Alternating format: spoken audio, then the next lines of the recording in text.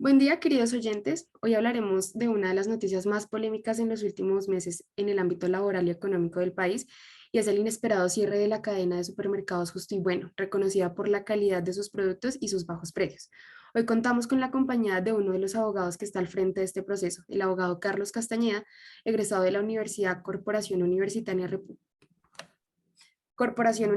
Republicana de la ciudad de Bogotá.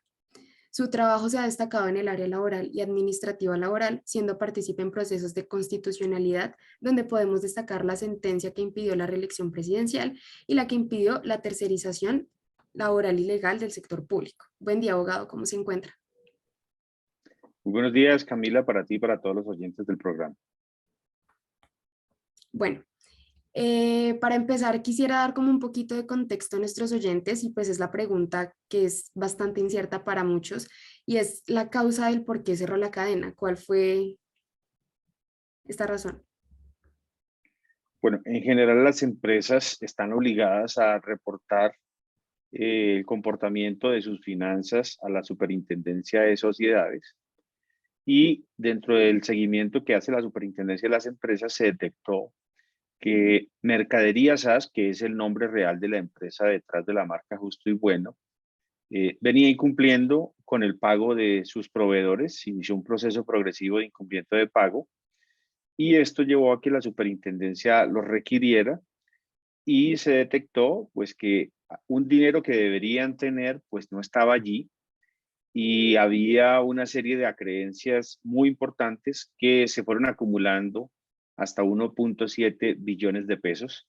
Y esa es la deuda actual que tiene la empresa y por esa deuda pues entró en un proceso de intervención por parte de la superintendencia que en una audiencia que tuvimos el pasado 4 de agosto decidió ordenar la liquidación de la empresa y estamos en ese punto en este momento. Vale, muchas gracias. Mi pregunta es, ¿qué lo motivó a usted a ser parte de todo este proceso? Bueno, yo he trabajado durante muchos años apoyando las causas de los trabajadores. Fui miembro del comité ejecutivo de la Central Unitaria de Trabajadores para Bogotá y Cundinamarca y actualmente pues litigo del lado de los trabajadores. Un miembro del comité ejecutivo de la CUT de Bogotá y Cundinamarca me comentó que se estaba dando este proceso. Hay un sindicato allí dentro del seno de esta empresa que se llama Sintramer y este sindicato entró en un intento por salvar la empresa, que es algo pues novedoso, y para ello se asoció con una empresa de asesoría, de holding empresarial, que conecta inversores con empresas que necesitan inversión en ese propósito. Entonces, me buscaron, me comentaron que dentro del equipo hacía falta un abogado que pudiera apoyar algunas de las actividades que corresponden a la asesoría legal y de esta manera sostuvimos una reunión y decidí apoyar esta causa, esta gestión y me contrataron para ese propósito. Muy bien.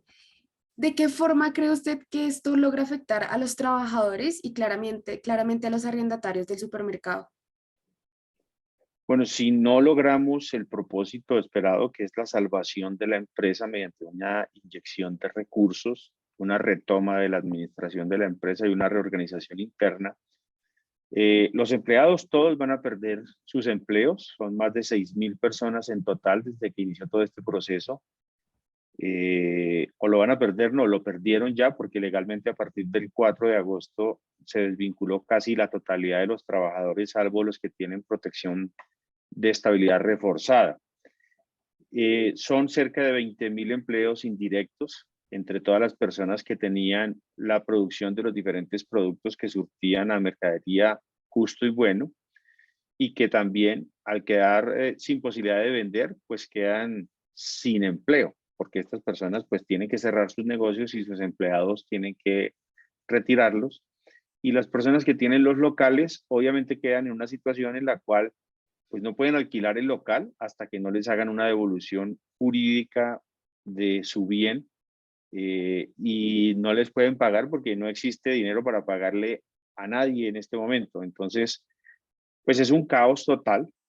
La mejor de las posibilidades que podría tener esta cadena es que lográramos sacarla adelante, porque de otra manera, pues todos los acreedores, que son los trabajadores en primer orden, y luego todos los demás, entre los que están esos arrendatarios y los proveedores de mercancía, pues todos perderían, porque no hay cómo pagarles.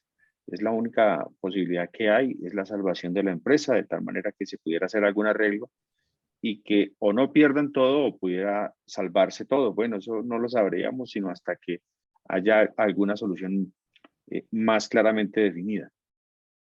Claro, sí, señor. Abogado, ¿conoce usted algún otro caso, o sea, antecedentes que usted tenga conocimiento de alguna masacre laboral como esta y cómo terminó ese caso? Bueno, exactamente como esta, mm, recuerdo, pero no los tengo como casos en los que yo haya intervenido directamente.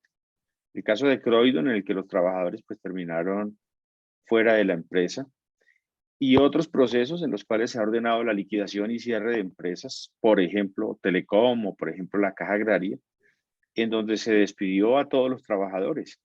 Sí, les pagaron una indemnización y su liquidación, pero finalmente la fuente del empleo fue cerrada definitivamente y fueron empleos que se perdieron. Entonces, son personas que deben reubicarse dentro del mercado laboral, pero que se suman a la lista interminable de la situación de desempleo del país.